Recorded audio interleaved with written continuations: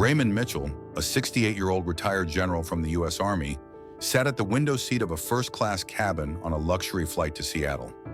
After serving over 40 years in the military, he had finally decided to take some time off for himself. The years of constant duty had left him little room to enjoy the simple pleasures of life. But now, as a retiree, he was looking forward to reconnecting with an old friend he hadn't seen in 3 decades. The first-class ticket was a small treat for himself, a quiet acknowledgement of his years of service. Dressed in a plain white shirt, khakis, and a pair of worn but polished leather shoes, Raymond looked nothing like the grand figure he had been in his prime. He wasn't one to seek attention or show off his status. He preferred simplicity, and his unassuming appearance was part of the calm confidence he carried with him. A small, nondescript suitcase was placed in the overhead compartment, and his expression, as he glanced around the cabin, remained neutral. Security checks at the airport had been smooth. Raymond had passed through without a hitch. A few security guards had recognized his name and exchanged murmurs of admiration as he moved through the terminal, but he paid no attention to it. To him, he was just another passenger among many. No special treatment, no spotlight. As he handed his first-class ticket to the gate agent, she smiled politely, directed him to the boarding area, and he entered the cabin, still maintaining his low-key presence. The flight began without any fanfare, and the passengers around him were either absorbed in their phones or engaged in quiet conversation. Raymond, preferring solitude, opened a small book he had brought along for the journey. The calm, luxurious setting was a welcome change from the stressful years of military life. He leaned back, allowing himself to relax, savoring the peace he had earned. But just as the plane began to taxi down the runway, a disruption occurred. A man wearing the standard uniform of a police officer stepped into the first-class cabin. His name was Derek Walker, a 40-something officer from the Seattle Police Department, tasked with performing the final security checks before takeoff. When his eyes scanned the cabin, they stopped at Raymond. Something about the sight of a plainly dressed black man sitting in the first-class section immediately triggered suspicion in Walker's mind. He had seen people in first class before, but Raymond didn't seem like the usual passenger. Derek Walker's thoughts quickly turned critical. How could someone like him afford to sit in first class? Without hesitation, he approached Raymond. The other passengers grew quiet, sensing the tension in the air.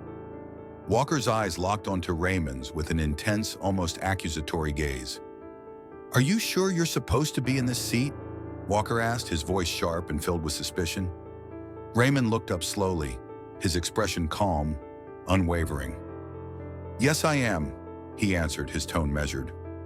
Walker's eyes narrowed. "Can I see your papers, please?" Raymond took a deep breath and gave a slight nod. He had already gone through the necessary checks, but he understood that this situation might be about something more than protocol. He calmly reached into his jacket pocket and handed over his identification and boarding pass. "Are you sure everything is in order?" Walker asked, scrutinizing the documents with exaggerated slowness, as though looking for any sign of fraud. His eyes scanned Raymond up and down, lingering for a moment longer than necessary, as if to judge whether he belonged there. Raymond remained silent, his gaze steady. "I followed all security protocols before boarding," he replied, his voice still calm but firm. He could feel the tension rising, but refused to let it unnerve him. He had faced far greater challenges in his life than this. The other passengers, sensing the growing conflict, exchanged uneasy glances.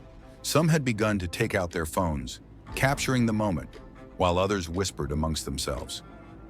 Walker was not satisfied with the papers. He seemed to be waiting for Raymond to react, perhaps to show some kind of emotional response that would confirm his doubts. Instead, Raymond sat back in his seat, offering nothing more than a quiet, respectful demeanor. Derek Walker's scrutiny continued, and the passengers around them began to grow more uncomfortable. Raymond remained still, refusing to let the situation escalate beyond what was necessary. Walker, however, was not ready to let it go. The quiet tension in the air made the moment feel heavy.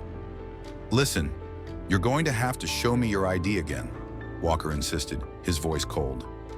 He stood over Raymond, waiting for him to comply. "I need to double-check." Raymond's patience was wearing thin, but he maintained control.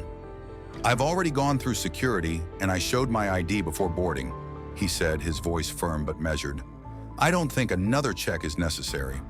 Walker's jaw tightened. The officer's eyes, full of suspicion, flickered to the passengers watching the exchange. His voice grew louder, as if to ensure the others could hear his authority. "You have two choices. Either you show me your papers right now, or I'll have you removed from the plane. It's that simple." The challenge in his voice was clear. This wasn't just about security. It had become a matter of power, and Walker was eager to assert his dominance. The other passengers shifted uncomfortably in their seats, some whispering among themselves, unsure how to react. Raymond, still calm, held Walker's gaze. He had faced more dangerous situations in his long career than this petty power struggle. But he also understood the gravity of the moment. He could sense where this was headed, and he didn't want to make a scene. He didn't want to disrupt the flight for everyone else. With a resigned sigh, Raymond slowly reached into his pocket and handed over his papers once more. He wanted this to be over, but he also knew that bending to unreasonable demands was not the solution. He couldn't let it slide, not when it was so clearly based on a bias that had no place in this world. Walker took the papers, his eyes scanning them with exaggerated care. His movements were deliberate, almost as though he was searching for something, anything to give him an excuse to escalate further. His gaze flicked up to Raymond's face as he waited, then dropped back to the papers. He seemed to be savoring the discomfort in the air. The passengers had started to murmur among themselves. A few began filming, quietly capturing the bizarre exchange on their phones. Some were shaking their heads in disbelief, while others seemed afraid to speak up. It wasn't just the situation that was tense. It was the fear of how it might unfold. Finally, Walker handed back the documents, but his eyes remained cold. "Everything checks out," he muttered, though his voice was still laced with suspicion. "But I'm going to need to check your luggage." Raymond's brow furrowed, his patience thinning. "My luggage was already checked before boarding," he said firmly. "There's no need for a second inspection." But Walker was undeterred. A smug grin appeared on his face. "You've got something to hide, don't you?" he asked, his words dripping with contempt. The tone in his voice made it clear that this wasn't about security. It was about control. And the more Raymond resisted, the more Walker seemed determined to assert his authority. Raymond's eyes narrowed. He could feel the sting of this blatant abuse of power, but he refused to let it show. "I've followed all the rules," he said quietly. "You have no legitimate reason to continue this harassment." As the tension in the cabin escalated, Raymond stood up slowly, his movements deliberate and controlled. He didn't flinch. His military training had prepared him for situations far more dangerous than this. But what Walker was doing now was not just a misunderstanding. It was an intentional act of discrimination, and Raymond wouldn't back down. "Sir," Raymond said calmly, "if you want to continue, you'll need to justify it. You can't just do whatever you please because you're wearing a badge." Raymond's words hung in the air, his voice steady, unshaken. He had been through far too much in his life to allow himself to be intimidated by someone who clearly held a position of power without understanding the responsibility that came with it. Walker, however, wasn't ready to back down. His face reddened with anger as he glared at Raymond. The moment seemed to stretch on forever, the weight of the conflict hanging heavy in the first-class cabin. The passengers, who had been passively watching the exchange, now sat at the edge of their seats. Some had stopped filming, their phones lowered, while others whispered in hushed tones, unsure what would happen next. "Let me make this clear," Walker said, his voice rising now. "You're not in charge here. I am. You can either cooperate or I will have you removed from this flight." Raymond didn't flinch. He was used to people who felt the need to assert their power in the most unnecessary ways. But there was something different about this encounter. It wasn't just about security, it was about race, about assumptions made based on appearance. And it was something that Raymond had seen too many times before, both in his military career and in civilian life. "I'm not your enemy," Raymond said, his voice calm but firm. "I'm a retired lieutenant general of the United States Army. I've dedicated my life to serving this country. You don't have the right to treat me like this." The words hung in the air, a quiet challenge. Walker blinked, his expression faltering for a moment, but his pride wouldn't let him admit he was wrong. He had started this confrontation, and he wasn't about to back off now. not without a fight. With a smirk, Walker stepped back and pointed toward the overhead compartment. "Take your bag down," he commanded, his tone condescending. "I'm going to inspect it. Now." Raymond's eyes narrowed. "You're overstepping," he said slowly, his voice calm but intense. "There's no reason for you to search my luggage again. It was already checked. I don't care if you're a police officer. That's an abuse of power."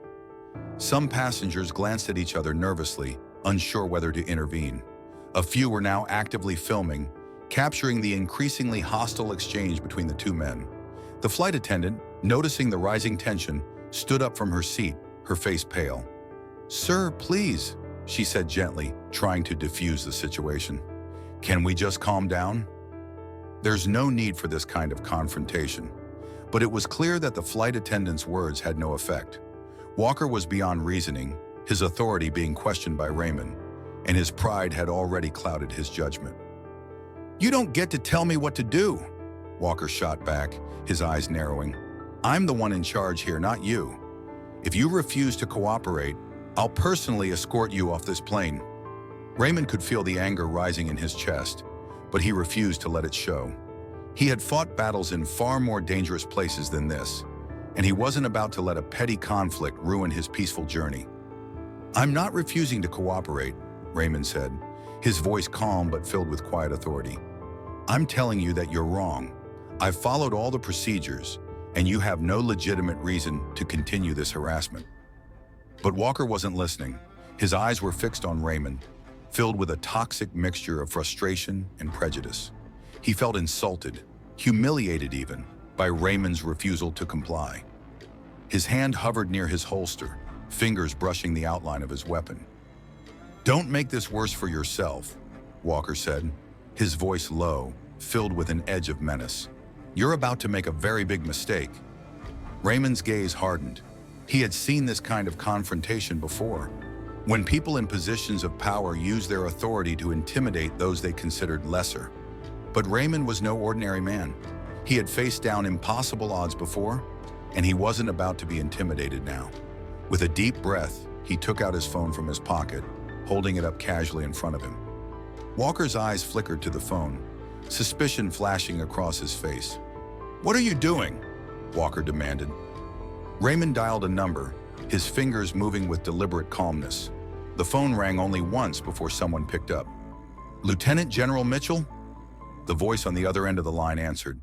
"How can I help you, sir?" Raymond spoke evenly, without missing a beat. "Yes, I need you at Gate 12 immediately. I'm dealing with a situation that requires your attention." Walker's eyes widened in disbelief. He hadn't expected this. He hadn't expected Raymond to have connections, let alone the kind of authority that could bring someone of real influence to the scene. He stepped back, his hand still near his gun, but now a sense of uncertainty was creeping into his posture. Raymond's calm demeanor contrasted sharply with Walker's rising tension. "I've just called your superior," Raymond said quietly, lowering the phone and placing it back in his pocket. "I suggest you think carefully about your next move." The tension in the cabin was thick, like the air just before a thunderstorm. Raymond stood unshaken, his gaze fixed on Officer Walker, who still clutched his gun in a trembling hand. The passengers, now fully aware of the situation, held their breath, their phones recording every second. Raymond's calm voice cut through the stifling silence. "I've just called your superior. I suggest you think carefully about your next move." Before Walker could react, a door at the front of the cabin slid open, and the sound of steady footsteps echoed. Chief Samuel Harris entered, his eyes immediately scanning the scene. The sight of his subordinate, Officer Walker, with a gun drawn, caused a flicker of disbelief on his face. "Walker," Harris said, his voice firm and commanding. "Put the gun down, now." Walker hesitated for a moment, his eyes darting nervously between Harris and Raymond. Slowly, with visible reluctance, he lowered his gun, the weight of his actions dawning on him. The tension in the cabin eased slightly, but the atmosphere was still charged with unease. Harris turned to Raymond, his face softening as he recognized the man standing before him. Raymond was a legend, someone Harris had once admired and learned from. The shame of what had just transpired hit Harris hard. He stepped forward, his voice sincere. "Lieutenant General Raymond, I am deeply sorry. This should never have happened." Raymond nodded, but he didn't respond right away. An apology wasn't enough. Not for what had occurred, not for the discrimination that had been on display. He had lived through enough to understand that words alone wouldn't erase the damage done. Walker shifted uncomfortably, avoiding eye contact with both men. He opened his mouth to speak, but faltered. I thought he was suspicious," he stammered. "He didn't look like someone who belonged in first class.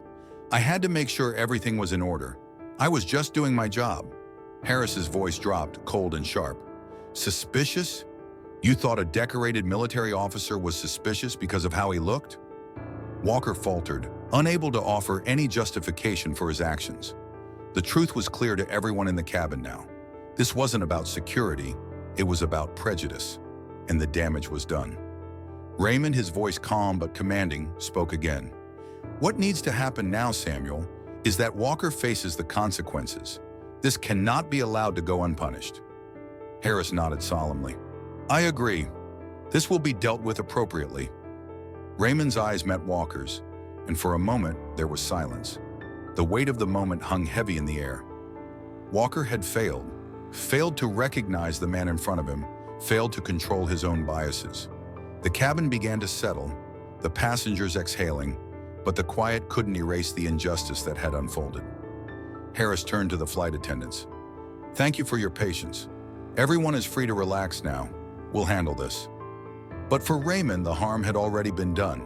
His dignity, his rights, those things had been assaulted. And now it was up to the system to make it right. The aftermath of the confrontation didn't end with the cabin's uneasy calm. The incident on that flight would soon ripple far beyond the confines of the airplane. As the plane landed, the passengers, still processing what had just occurred, filed off quietly, their phones buzzing with messages and alerts about the drama they had witnessed. Many shared their stories, some uploading videos of the altercation, which quickly went viral. Back at the airport, Chief Harris was already on the phone with his superiors, coordinating a swift investigation. Walker had been escorted off the plane, his gun and badge confiscated. The case was serious, and Harris was determined to see it through. He had known Raymond long enough to know that the retired general would not tolerate half measures when it came to justice. The next day, the media caught wind of the story. Headlines blazed with the shocking details of a police officer's abuse of power toward a respected military veteran. The video footage showing Walker pointing a gun at Raymond left the public stunned. Outrage swept through social media, with many calling for accountability. Raymond's dignified response in the face of Walker's aggression made him an overnight symbol of resilience and patience. As the investigation into Walker's actions unfolded, the evidence against him was overwhelming. The passengers who had witnessed the incident were interviewed, and their testimonies painted a clear picture of racial profiling and misconduct. The video evidence showing Walker's escalating hostility and the unjustified gun threat left no room for doubt. At an internal hearing within the police department, Walker tried to defend himself, claiming that he was only doing his job. "I thought he didn't belong in first class," Walker explained, but no one was buying it. A panelist asked the question on everyone's mind. "What do you mean by belong? Was it about appearance? Was it because he's black?" Walker fell silent, the weight of the question sinking in. His words had no justification. Harris, who had personally trained Walker years ago, couldn't hide his disappointment. He addressed the panel with a cold, steely resolve. "This wasn't just an abuse of power," Harris said. "This was a failure to serve with integrity. It was a failure to see a man for who he is, not for what he looks like." The hearing concluded with Walker's dismissal from the force, a blow to his career that was as swift as it was just. But that wasn't the end of it. The public outcry over the incident only grew, and soon the case was brought to trial. In court, Raymond was calm, but resolute as he took the stand. "I didn't ask for any of this," he told the jury, his voice steady. "I've served my country, and I've trained countless officers. What happened here wasn't just personal. It was a reflection of a deeper issue, a failure to see people for who they are, for what they are. We can't ignore these problems." His words resonated deeply, and the jury found Walker guilty of abuse of power and racial discrimination. The judge sentenced him to 4 years in prison for the unlawful threat of force. a consequence that would forever change Walker's life. Raymond, in contrast, moved forward with grace. He continued to speak publicly about the incident, but his message was always the same. This isn't about me, it's about us. It's about respect. We have to hold each other accountable, no matter our position, our color, or our past. His story became a rallying cry for a more just and equitable society. It sparked conversations about the need for better police training, oversight, and a nationwide reckoning with systemic racism. Raymond's ordeal had opened a window into the heart of a problem too often ignored.